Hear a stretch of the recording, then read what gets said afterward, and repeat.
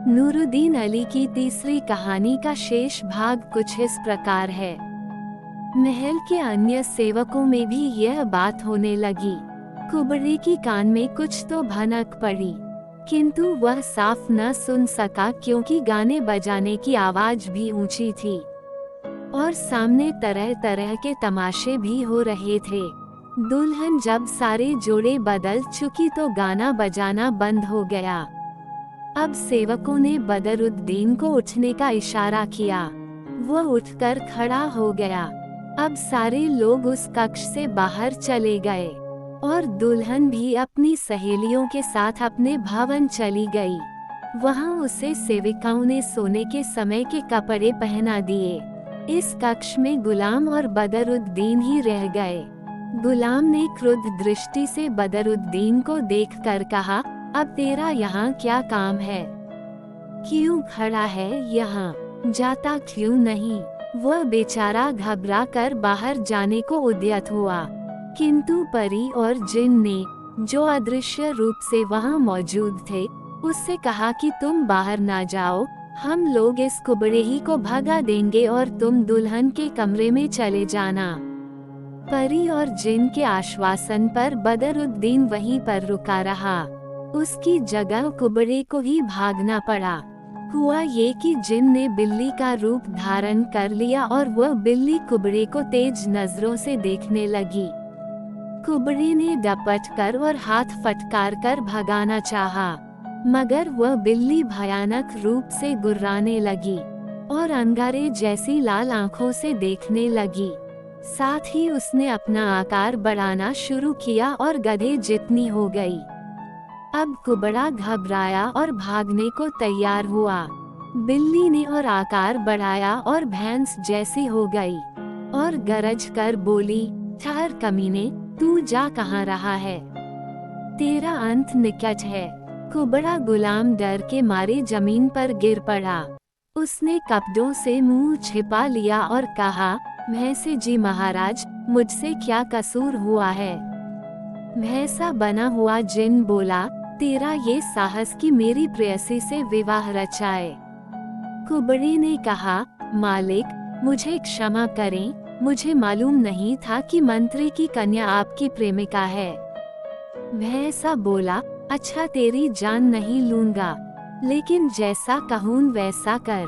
तू इसी तरह आंखें बंद करके रात भर यहाँ रह और जब सवेरा हो जाए तो भाग जाना, इधर मुड़कर भी नहीं देखना, वरना मैं सींगों से तेरा पेट फाड़ डालूंगा। वह भैंसा मनुष्य के रूप में आ गया। उसने कुबड़े को सिर के बल दीवार के सहारे खड़ा कर दिया और कहा, अगर तुमने रात में कभी हिलने डुलने की कोशिश की तो तुझे इसी दीवार से रगड़कर खत्म कर दूंगा। फिर परी और जिन वहां से चले गए। इधर बदरुद्दीन हंसी खुशी से दुल्हन के भवन पहुंचा। वहां एक वृद्धा परिचारिका उसे देखकर बड़ी प्रसन्न हुई और बोली, बड़ा अच्छा हुआ कि कुबड़े की जगह तुम आए। अब तुम इस कमरे में जाओ जहां दुल्हन तुम्हारी प्रतीक्षा में है।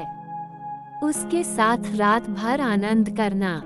फिर वह बदरुद्दीन को कमरे में भेजकर बाहर से कमरा बंद करके चली गई। मंत्री की पुत्री ने उससे पूछा कि तुम तो मेरे पति के साथ ही हो, यहाँ कैसे आए? बदरुद्दीन ने कहा, मैं तुम्हारे पति का साथी नहीं, स्वयं तुम्हारा पति हूँ। बादशाह की आदत हंसी मजाक करने की है, इसलिए उसने कुबड़े की बारात सजाई थी, किंतु वास्तव में उसने तुम्हारे साथ मेरी शादी करवाई है। उस कुबड़े से सभी हंसी ठट्ठा करते हैं। सो बादशाह ने भी किया। वह वापस घुड़साल में काम करने के लिए भेज दिया गया है। तुम इत्मीनान रखो, वह अब कभी तुम्हें सूरत नहीं दिखाएगा। मंत्री की पुत्री, जो पहले बड़ी उदास थी, अपने पति को देखकर बड़ी प्रसन्न हुई। वह कहने लगी, मैं तो दुख और चिंता के मारे मरी जा रही थी, ऐसे कुरूप कुबड़े के साथ जीवन कैसे कटेगा? भगवान का लाख लाख धन्यवाद है कि उसने मुझे कुबड़े से बचाकर तुम जैसा पति दिया है। ये कहकर वह बदरुद्दीन से लिपट गई। बदरुद्दीन भी उसके रूप और प्रेम को देखकर भावविभोर हो गया। उसने अपनी पगड़ी और थैली एक चौकी पर रखा और भारी पोशाक उतार दी। सोते समय पहनने वाली टोपी, एक मिर्जई और तंग मुहरी का पाजामा ही उसके बदन पर रहा। ज्ञातव्य हो कि इतना खर्च करने पर भी उसकी थैली जिन के जादू के कारण भरी की भरी रही थी। शयन काल के वस्त्र पहनकर बदरुद्दीन अपनी दुल्हन को बगल में लेकर सो रहा। रात में जिन और परी फिर आए। अब उन्हें शरारत सूझी। उन्होंने तय किया कि बदरुद्दीन को जैसे सोते में बसरा से काहिरा लाए थे, वैसे ही कहीं और पहुंचा दिया जाए। चुनाचे उन्होंने उसे उठाकर दमिश्क नगर की जामा मस्जिद के बाहर लिटा दिया। फिर दोनों वहां से चले गए। सवेरे अजान की आवाज सुनकर दमिश्कवासी जब नमाज पढ़ने आए तो सीढ़ियों पर बदरुद्दीन को सोया देखकर ताज्जुब में पड़े कि यह कौन है और यहाँ क्यों सो रहा है। कोई कहता है कि रात में अपनी पत्नी से लड़ झगड़ कर आ गया है और इतना गुस्से में था कि रात के पहनने वाले कपड़े भी नहीं बदले। किसी ने कहा, ये बात नहीं है, ये रात को बहुत देर तक शराब पीता रहा है और घर का रास्ता भूलकर लड़खड़ाता हुआ यहाँ आया और गिर कर सो गया। इसी प्रकार वे लोग भांति भांति की अटकलें लगाने लगे, क्योंकि किसी को पता नहीं था कि वह कौन है और क्यों पड़ा है। बदरुद्दीन कुछ तो सवेरे की ठंडी हवा से और कुछ चारों ओर घेरे लोगों की आवाज से जाग गया और अपने को अपरिचित जगह एक मस्जिद के सामने देखकर बड़े आश्चर्य में पड़ा और उसने लोगों से पूछा कि यह कौन सी जगह है और मैं यहाँ कैसे आया। लोगों ने कहा, भाई ये तो हम लोग भी सोच रहे हैं कि तू कौन है और यहाँ कैसे आया। तुझे तो ये भी नहीं मालूम है कि ये कौन सी जगह है। ये दमिश्क का नगर है और यह यहाँ की जामा मस्जिद है। बदरुद्दीन ने कहा, बड़े आश्चर्य की बात है कि कल रात मैं काहिरा में सोया था और आज सुबह दमिश्क में पहुँच गया। उसकी बात सुनकर लोगों ने समझा कि यह पागल है और उसकी जवानी और खूबसूरती को देखकर उसके उन्मादग्रस्त होने पर खेद प्रकट करने लगे।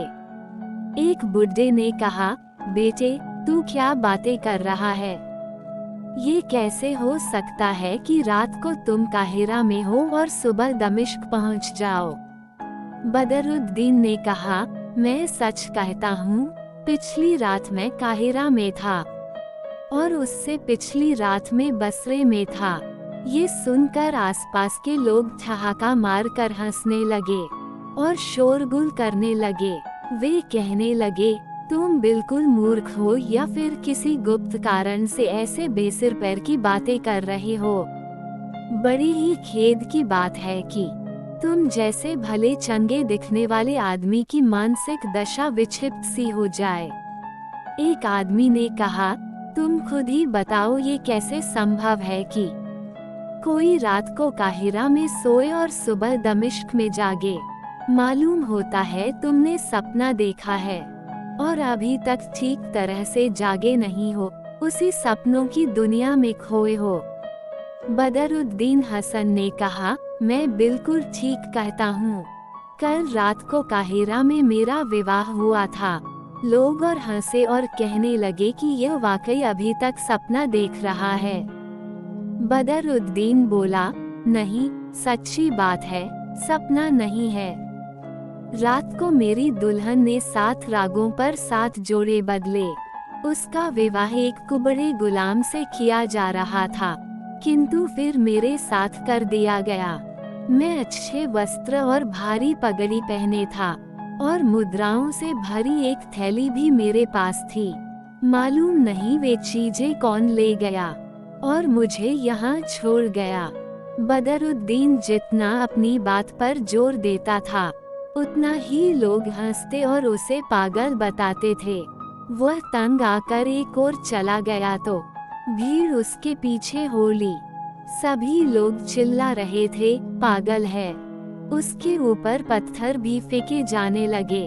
बदरुद्दीन घबराकर एक हलवाई की दुकान में घुस गया। ये हलवाई पहले पश्चिमी क्षेत्रों में लुटेरों का सरदार था और लूटमार से जीवन निर्वाह करता था। कुछ काल से वह इस निंद्य कर्म को छोड़कर ईमानदारी से रोजी कमाने लगा था।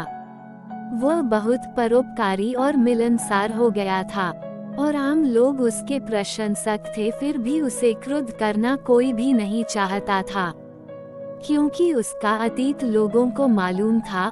उससे लोग भय भी खाते थे।